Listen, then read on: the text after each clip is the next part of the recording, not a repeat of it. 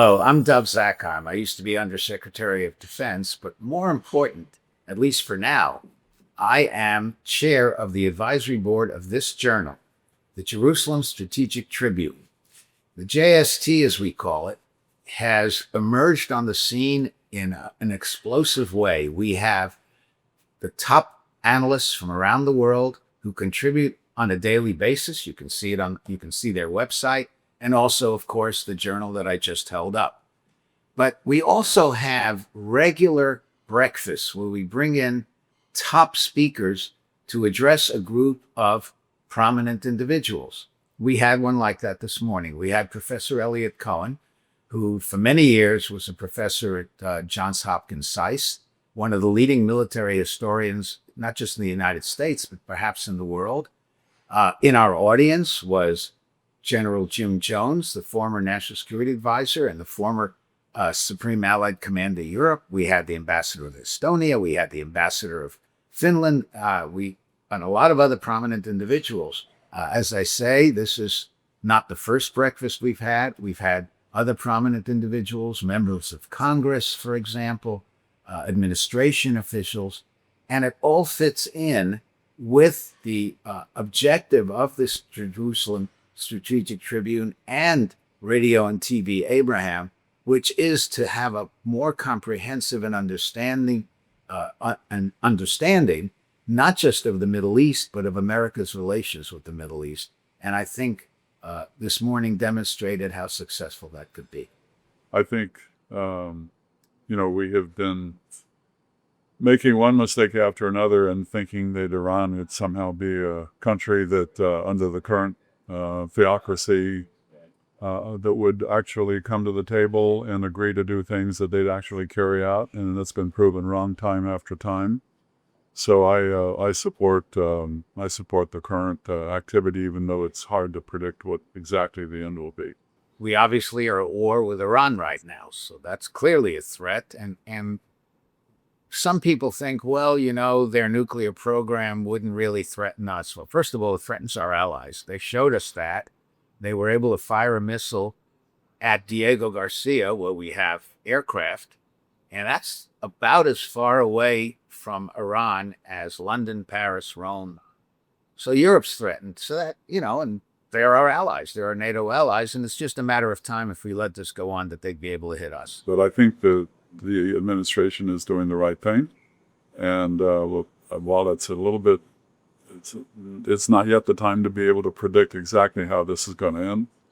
But if it ends favorably, I think it will change much of the way the world operates on a daily basis to include not only peace and security, but economic prosperity and free trade and so on and so forth. By the way, Russia, China, North Korea, and Iran, they're working together. And they're working together against us. And they're already attacking us through the cybersphere. They attack companies. They try to attack infrastructure. So we have threats that are very much here at home coming from abroad. I think the administration has been exactly correct in its activities in our own hemisphere, which we've ignored for way too long, in my view. That's another thing that I think one administration after the other, both Democratic and Republican, have not paid attention to our own hemisphere. And I'm glad to see this one finally is doing that. That's very important. Well, this whole idea that somehow Israel dragged us into it, Prime Minister Netanyahu, Bibi Netanyahu, has been pushing this line for 20 years.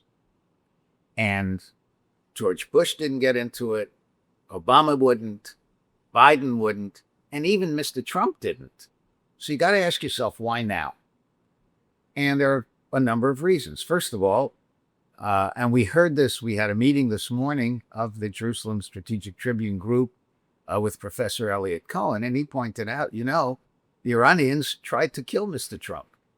And if somebody's tried to kill you, you're not exactly going to be friendly to them. National and international security is more than just about armies and navies and air forces. There is a role for the military to play. It's always kind of the last straw that has to be played. But things like energy, science, AI, the economic aspect of the conflicts that we're in are extremely important. So science and technology is important, innovation is important, and the President of the United States, when he sits in the Situation Room with his cabinet, is actually transitioning from the old way of doing things, where the national security was just about the Defense Department, the National Security Council, and a little bit of the State Department.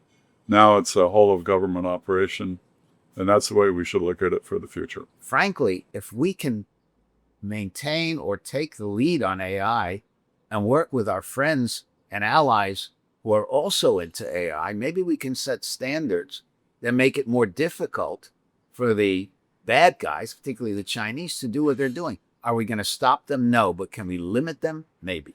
And I think the African continent also, in countries like Libya and others, we should be able to do things simultaneously. We're big enough, we're powerful enough, we're wealthy enough to do not just one big problem at a time. I think we can do multiple things, and I think we're showing that now.